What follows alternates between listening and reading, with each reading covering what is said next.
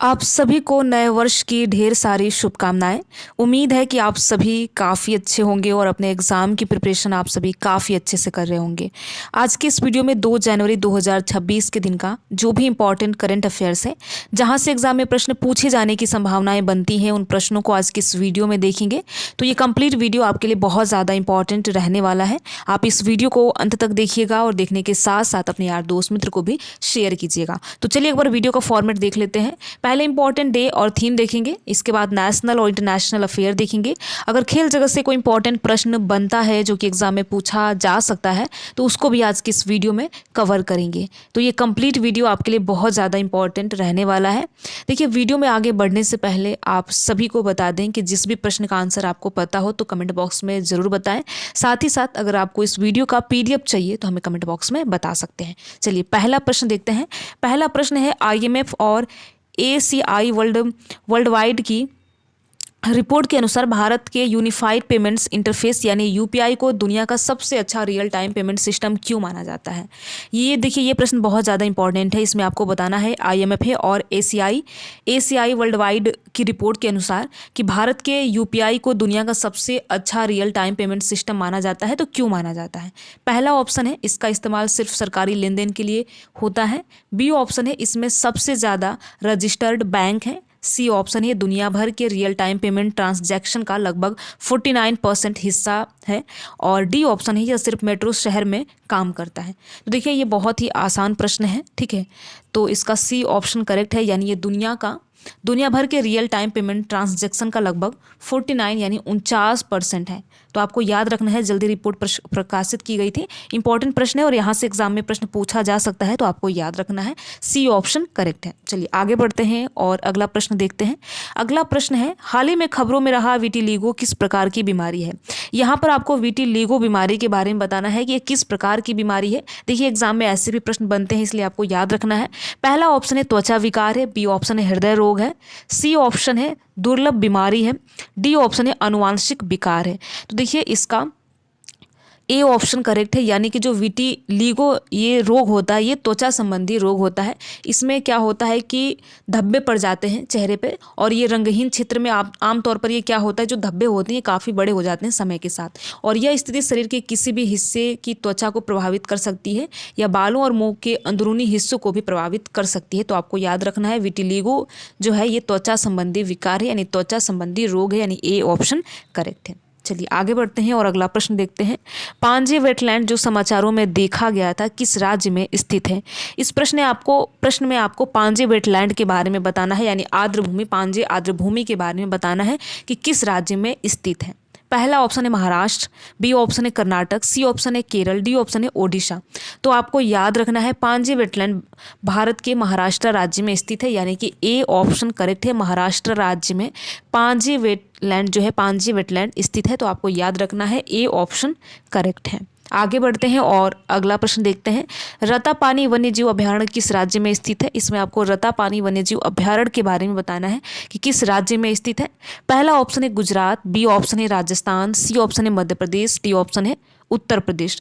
तो रतापानी या फिर इसको रातापानी भी बोला जाता है, रातापानी टाइगर रिजर्व मध्य प्रदेश राज्य में स्थित है, जो रायसेन और सीहोर जिलों के बीच और भोपाल के करीब है। इसे हाल ही में भारत का 57वां और मध्य प्रदेश का 9वां टाइगर रिजर्व घोषित किया गया, इसलिए काफ़ी न्यूज़ में रहा है। तो आपको याद रखना है, ठीक है। रातापानी वन्यजीव अभयारण्य मध्य प्रदेश में स्थित है, यानी कि C ऑप्शन करेक्ट है, आप याद रखेंगे। चलिए अगला प्रश्न देखते हैं। अगला प्रश्न है, कौन सा शहर भारत के पहले नाइट सफारी का घर बन गया है। इसमें आपको उस शहर का नाम बताना है जो भारत के पहले नाइट सफारी का घर बना है। पहला ऑप्शन है आगरा, B ऑप्शन है लखनऊ, C ऑप्शन है जैसलमेर, D ऑप्शन है इंदौर। तो भारत के पहले नाइट सफारी का घर लखनऊ बन गया है, जो कि उत्तर प्रदेश में है। और लखनऊ का कुकरैल वन क्षेत्र जो है इसके अंतर्गत है। तो आप याद रखेंगे, जिसे कुकरैल नाइट सफारी और एडवेंचर पार्क के नाम से जाना जाता है। तो आप याद रखेंगे, लखनऊ पहले नाइट सफारी का घर बन गया है। तो B ऑप्शन करेक्ट है, आप याद रखेंगे। चलिए अगला प्रश्न देखते हैं। अगला प्रश्न है कि राष्ट्रीय पंचायती राज दिवस हर साल किस दिन को मनाया जाता है। इसमें आपको राष्ट्रीय पंचायती राज दिवस के बारे में बताना है, किस डेट को मनाया जाता है। इंपॉर्टेंट प्रश्न है, एग्जाम में पूछा जा सकता है। तो पहला ऑप्शन है 23 अप्रैल, बी ऑप्शन है 24 अप्रैल, सी ऑप्शन है 25 अप्रैल, डी ऑप्शन है 26 अप्रैल। तो आपको याद रखना है कि राष्ट्रीय पंचायती राज दिवस हर साल 24 अप्रैल को मनाया जाता है। अगर हम बात करें कब से मनाया जाता है, तो 2010 में प्रधानमंत्री मनमोहन सिंह के द्वारा यहाँ पर पहला राष्ट्रीय पंचायती राज दिवस मनाने की घोषणा हुई थी। तो आपको याद रखना, इंपॉर्टेंट प्रश्न है, ठीक है। तो बी ऑप्शन करेक्ट है, आप याद रखेंगे। चलिए आगे बढ़ते हैं और अगला प्रश्न देखते हैं। बोनालू त्यौहार किस राज्य में मनाया जाता है। इस प्रश्न में आपको बोनालू त्यौहार के बारे में बताना है, किस राज्य में मनाया जाता है। पहला ऑप्शन है तेलंगाना, बी ऑप्शन है ओडिशा, सी ऑप्शन है कर्नाटक, डी है महाराष्ट्र। तो बोनालू त्यौहार मुख्य रूप से भारत के तेलंगाना राज्य में मनाया जाता है, जो कि एक पारंपरिक हिंदू त्यौहार है, जो विशेष रूप से हैदराबाद और सिकंदराबाद में लोकप्रिय है और जहाँ देवी महाकाली की पूजा की जाती है, ठीक है। तो आपको याद रखना है, इंपॉर्टेंट प्रश्न है और यहाँ से एग्जाम में प्रश्न पूछा जा सकता है। तो बोनालू त्यौहार जो है ये मुख्य रूप से तेलंगाना राज्य में मनाया जाता है। ए ऑप्शन करेक्ट है, आप याद रखेंगे। चलिए आगे बढ़ते हैं और अगला प्रश्न देखते हैं। अगला प्रश्न है एम्फी पोड की नई प्रजाति कहाँ खोजी गई है। इस प्रश्न में आपको बताना है एम्फी पोड की नई प्रजाति कहाँ पर खोली गई है। तो पहला ऑप्शन है ब्लैक सी, बी ऑप्शन है ग्रेट बैरियर रीफ और सी ऑप्शन है अटाकामा ट्रेंच और डी ऑप्शन है मेडिटेरियन सी। इंपॉर्टेंट प्रश्न है, आपको याद रखना है कि अटाकामा ट्रेंच में एम्फी पोड की नई प्रजाति खोजी गई है। इंपॉर्टेंट प्रश्न है, आप याद रखेंगे, जो पृथ्वी के सबसे गहरे स्थानों में से एक है और यहाँ पर 7,902 मीटर में अधिक ऊंचाई तक शिकारी की जाती है, शिकारी प्रजाति मिली है। तो आपको याद रखना है अटाकामा ट्रेंच में ये एम्फी पोड की नई प्रजाति खोजी गई है, आपको याद रखना है। सी ऑप्शन करेक्ट है। चलिए आगे बढ़ते हैं और अगला प्रश्न देखते हैं। अगला प्रश्न है कवाल टाइगर रिजर्व किस राज्य में स्थित है। इस प्रश्न में आपको बताना है कवाल टाइगर रिजर्व किस राज्य में स्थित है। पहला ऑप्शन है मध्य प्रदेश, बी ऑप्शन है महाराष्ट्र, सी ऑप्शन है कर्नाटक, डी ऑप्शन है तेलंगाना।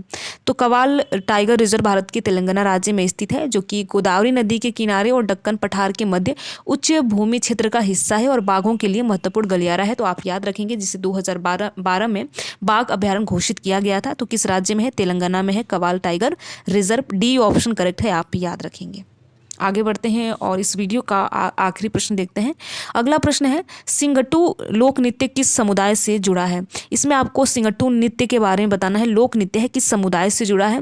पहला ऑप्शन है गद्दी, बी ऑप्शन है हट्टी, सी ऑप्शन है कुल्लू, डी ऑप्शन है भोटिया। तो सिंगटू लोक नृत्य हिमाचल प्रदेश के हट्टी समुदाय से संबंधित है।